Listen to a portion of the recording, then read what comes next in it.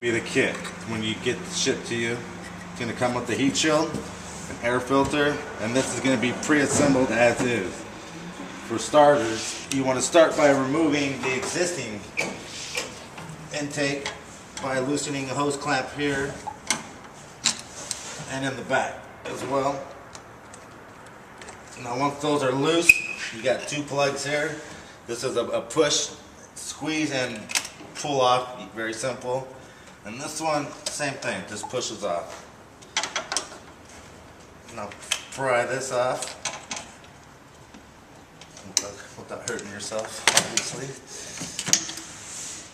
So this is going to be completely removed as long as the boot that goes into the turbo.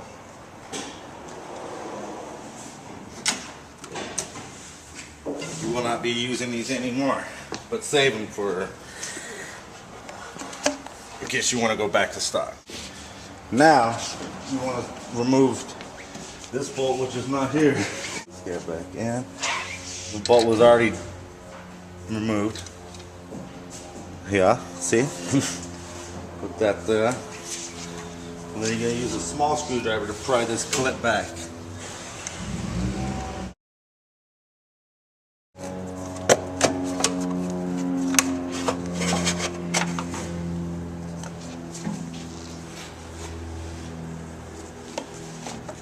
Can go by disconnecting this part right here, this guy, and simply just pull up. This will be reinstalled after the intake is put on. Now you're going to take 10mm and loosen this bolt up right here, which is going to be one of the mounting brackets to hold the tube secured to the engine. We'll save this because it's going to be reattached, as well as this one right here for the secondary bracket. Start with the heat shield, which is going to be sandwiched in between the battery box and the battery itself, as long as up here where you see this slit.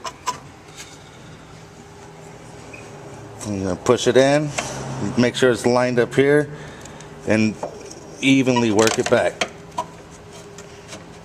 Not to push it down too far because you have to access it to put the air filter in. Battery cable here goes through this grommet. Like that. That's how we're going to start. Keep in mind that boots are fully adjustable, so you want to loosen everything for final fitment, because each car is different from one to another. Now you got play where you can adjust it. You want to start by slipping this in into the heat shield, and at the same time connecting this lower boot to the turbo inlet.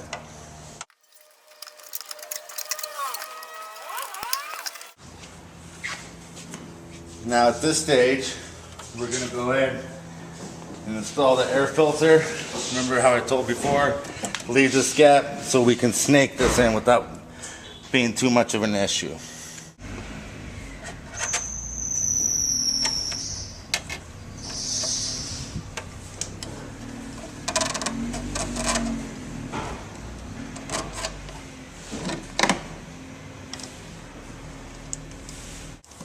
Don't over tighten it because the tube is aluminum and you can crush it. So just snug it up. Now comes probably the hardest part here, is putting it down, because now you got multiple moving pieces and keeping everything free and working it together.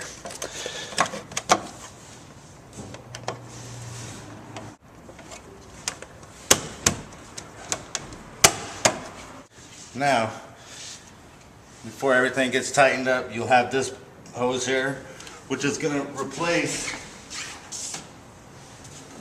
where this one went. So simply just eliminating this whole piece right here and using this one that is supplied with the kit.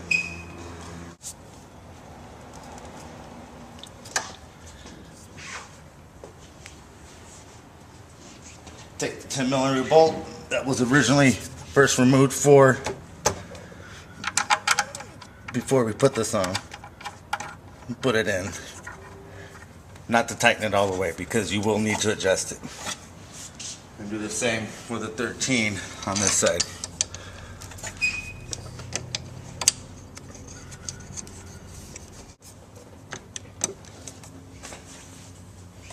Now, taking the screwdriver, you can see this outer lip needs to be underneath.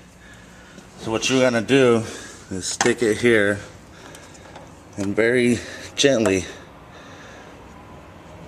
pry it just like that.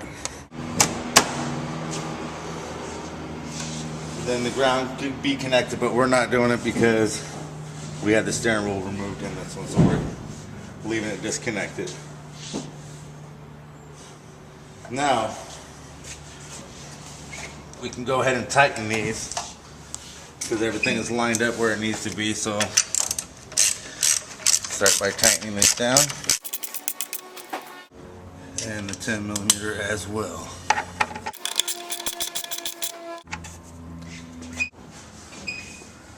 Now we can push the boot on.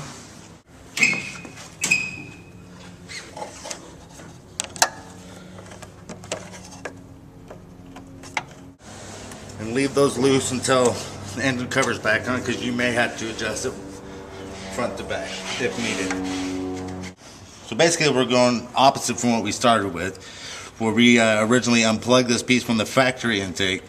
We are actually going to be removing this because this is replaced by this supplied hose. So what you want to do is follow it back, taking a small screwdriver or panel popper, and pop this up, as well as unplugging it back here on the back of the engine where the T is. Now take the screwdriver and you can pry this open to actually have access to have this pulled off.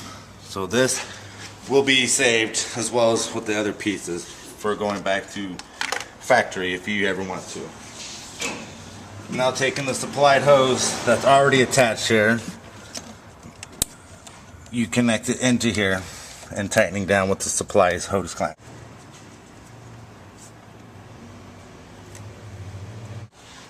Now coming over here, we're going to remove this piece, but still save it for, again, going back to stock.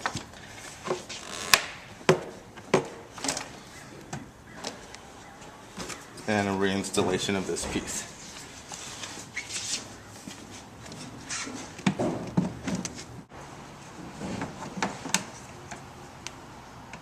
Making sure all the dowel pins are locked in, and a hit.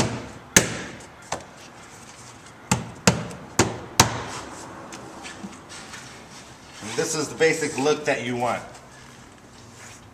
Flush and parallel with the existing airbox.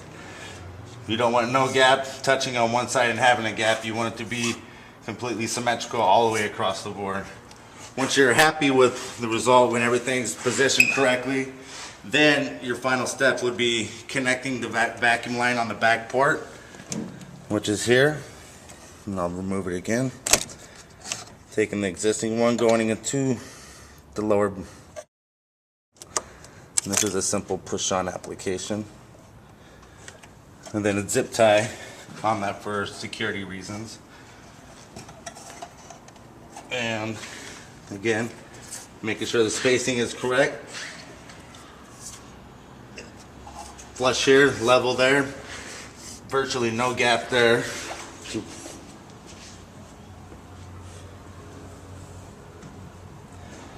And simple tighten of the clamps.